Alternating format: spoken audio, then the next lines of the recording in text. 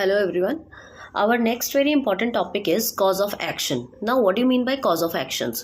Cause of action का मतलब होता है जब हम जिस ग्राउंड के ऊपर आप सूट फाइल कर रहे हैं. कॉज ऑफ एक्शन मीन्स जिस रीज़न से आप सूट फाइल कर रहे हैं आप वो तो कोर्ट को बताएंगे ना. तो जब आप कोर्ट को रीज़न बताते हैं तो उसको कॉज ऑफ एक्शन बोलते हैं. It refers to the bundle और सेट ऑफ फैक्ट्स और allegation that makes up the ground for filing a lawsuit. Lawsuit file करने के लिए जो सेट ऑफ फैक्ट्स या एलिगेशंस होते हैं जिसको आपको कोर्ट को बताना पड़ता है कि इस कारण से मैं ये सूट फाइल कर रहा हूँ, that is known as cause of action. It is essential to a civil suit since without cause of action उसको तो लिया ही नहीं जाएगा ना, उसको एलिजिबिलिटी दी नहीं जाएगी प्लेंट को. अगर आपका कॉज ऑफ एक्शन नहीं मेंशन्ड है उसके अंदर तो आपकी प्लेंट का कोई मतलब ही नहीं है, वो वर्ड हो जाएगी. तो ये तो एक एसेंशियल फीचर भी आता है जब हम प्लेंट पढ़ते हैं तो उसका एक एसेंशियल फीचर भी आता है कि कॉज ऑफ एक्शन मेंशन होना ज़रूरी है.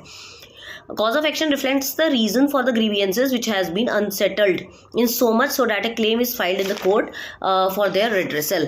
अब के जो grievances हैं उसको settle down करने के लिए आप क्या रिलीफ चाहते हैं वो बताने के लिए आपको cause of action बताना पड़ेगा ताकि कोर्ट ये अंदाज़ा लगा सके कि जिस रीज़न से आपने सूट फाइल किया है वो रीज़न कितना जेन्युइन है और उस ग्राउंड पे आपको क्या रिलीफ मिलना चाहिए. That is all about cause of action. So we can also say that it is a bundle of acts which are required to do a plead and prove for the purpose of obtaining relief claimed in the suit. जो भी आपको relief चाहिए उसके लिए आपको cause of action बताना पड़ेगा.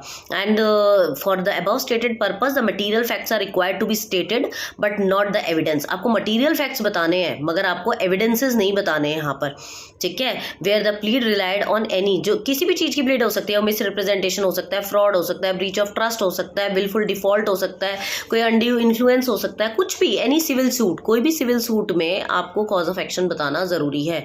अगर आप कॉज ऑफ एक्शन नहीं बताते हैं तो आपकी प्लीड बेकार हो जाएगी, आपकी प्लेंट बेकार हो जाएगी. So this is all about cause of action.